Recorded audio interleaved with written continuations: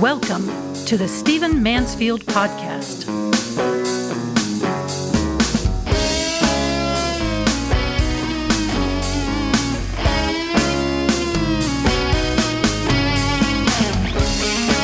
Well, welcome to the Stephen Mansfield Podcast. Great to have you with me, where we consider our times in light of faith and leadership, character, and history. Now, there's a lot that we could talk about in our times, and certainly in this podcast. We've got the failures of government. We've got one hurricane that's already struck the U.S. and another named Milton that's about to. We've got the presidential election we could talk about forever.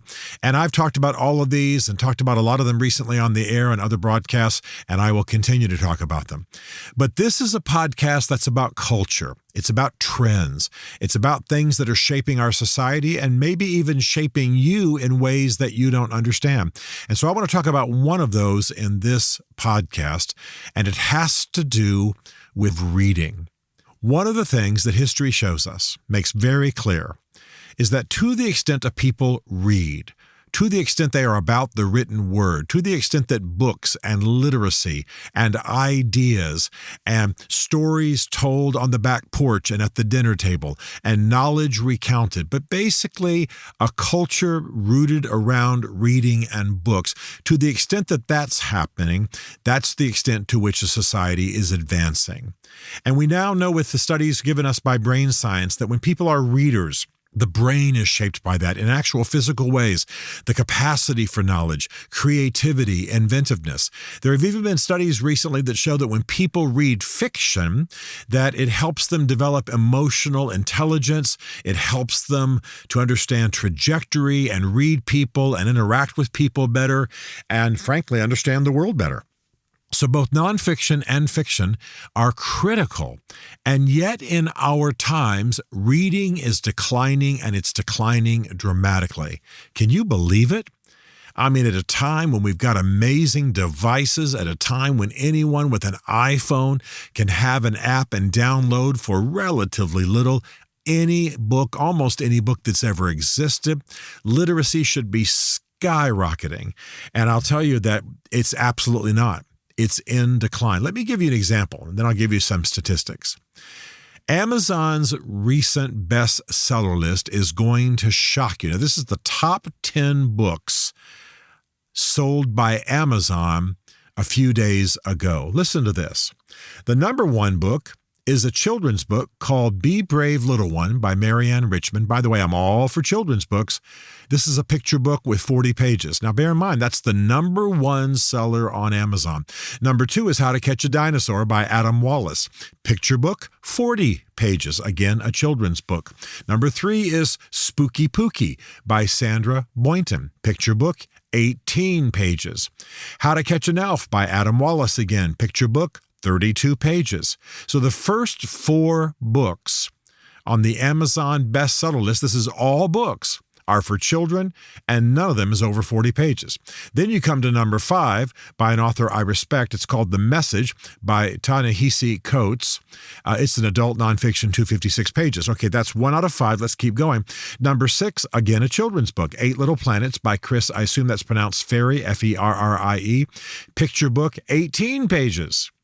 I Love You Like No Otter by Rose Rossner. Picture book, 24 pages. Finally, number 8, we get to our second adult nonfiction, which is by Melania Trump. This is her recent biography, 256 pages. Great.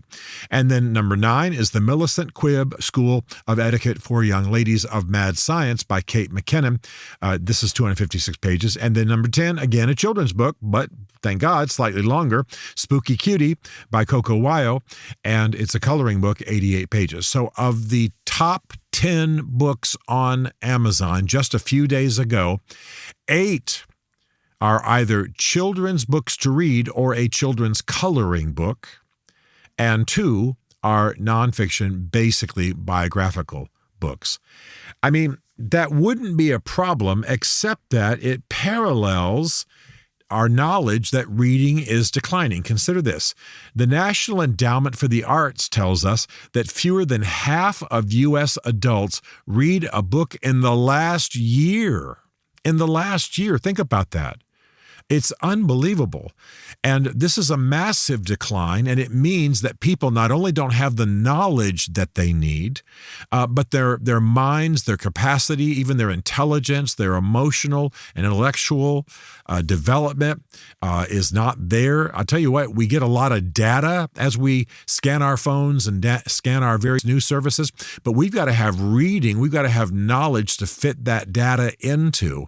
We're talking a lot about Russia today. Well, what about Russia? How big is it? And what's its history? And why is it like it is? And how did it get so big? And why does it constantly want a warm water port? And what's its value system? And is it still communist? Is it still the Soviet Union or not? These things give meaning to the facts that you hear in the news every day. And if we're not reading, we're not understanding those facts. I advocate a lot for the Kurds. It's amazing what people don't know about the Kurds, the largest people group in the world without their own homeland.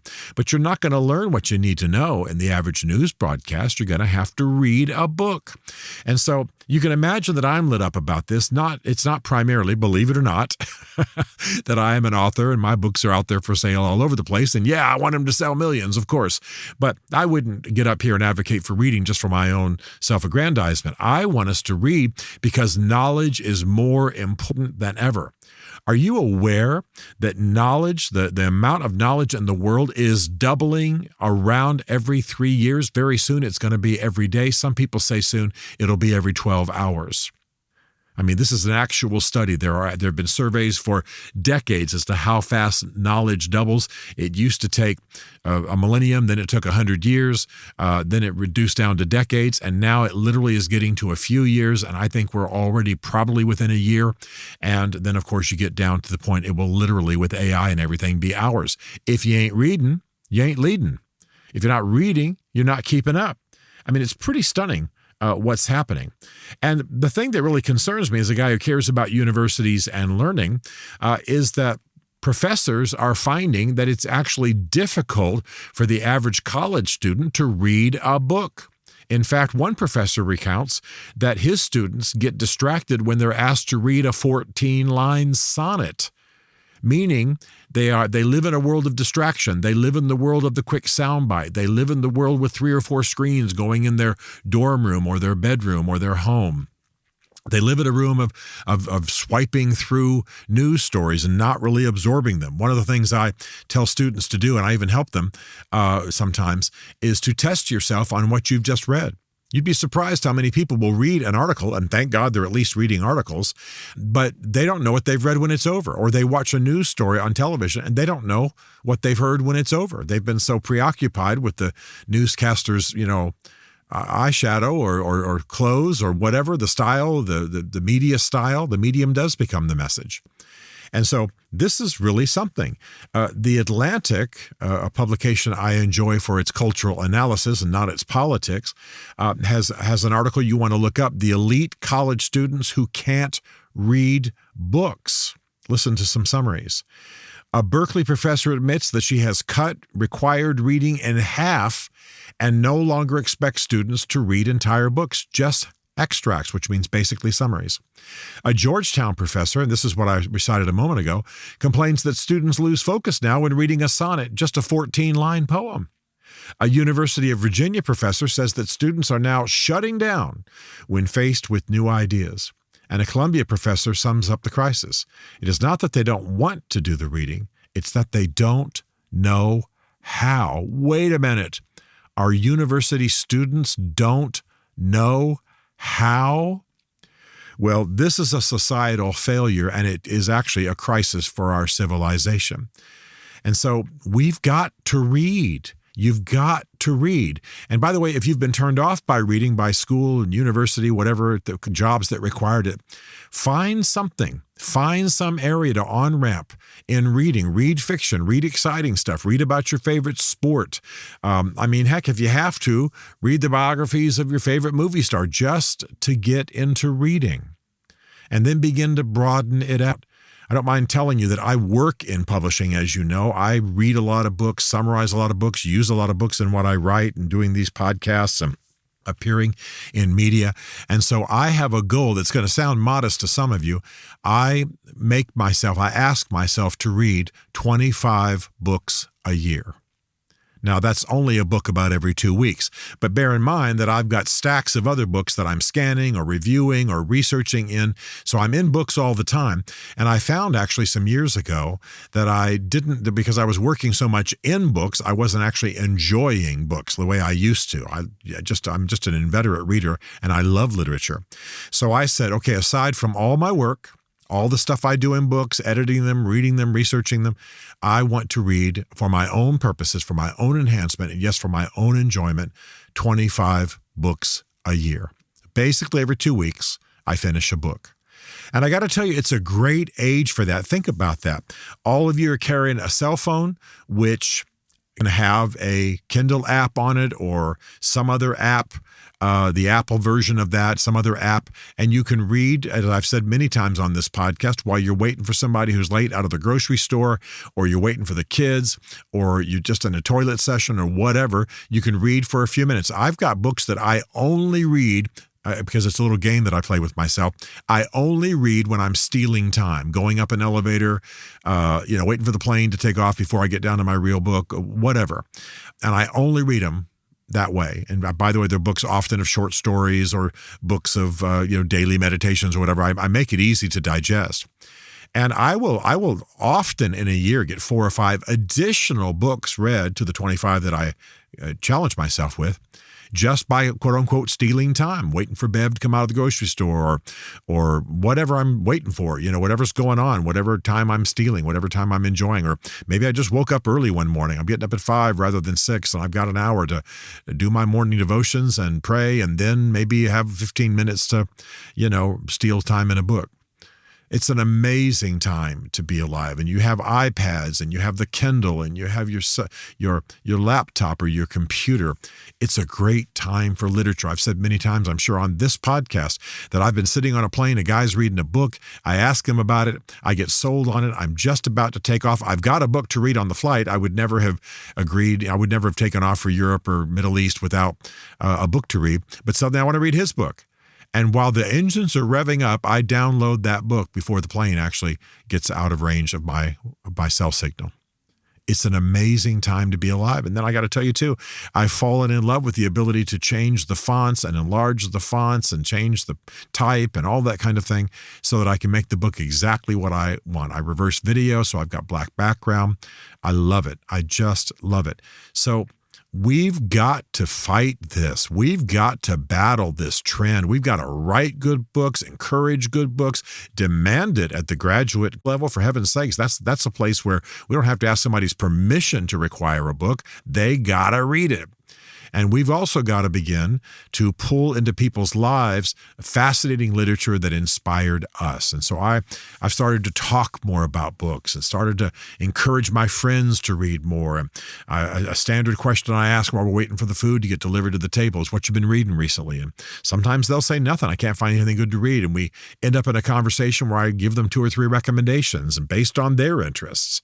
And I think it ought to be fun. I think you ought to be reading fiction. I think you ought to be reading stuff in your field. If you love golf, read the biographies of great golfers and read about great golf contests and read about great courses and read the biographies of the great golfers that they've left us and the history of the game. I mean, use books to enjoy what you enjoy. Don't just think that they're all dry, dead stuff like you encountered in school.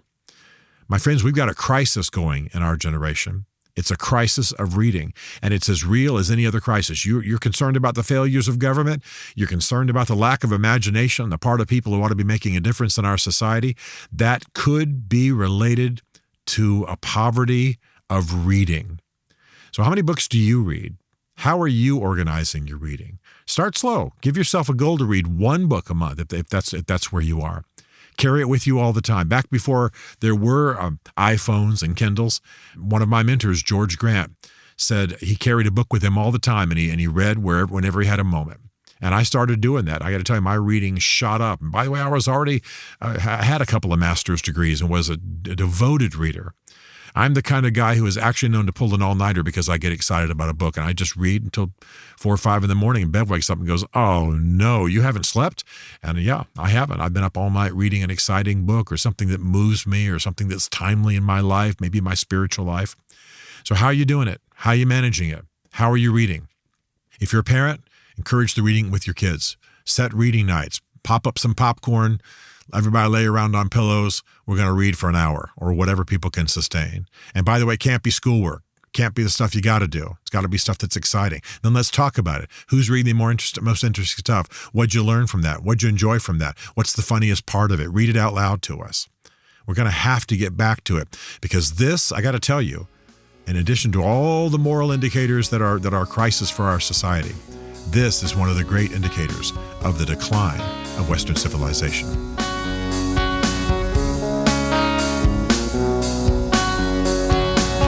Stephen Mansfield is a New York Times best-selling author, a popular global speaker, and senior fellow for public leadership at Palm Beach Atlantic University.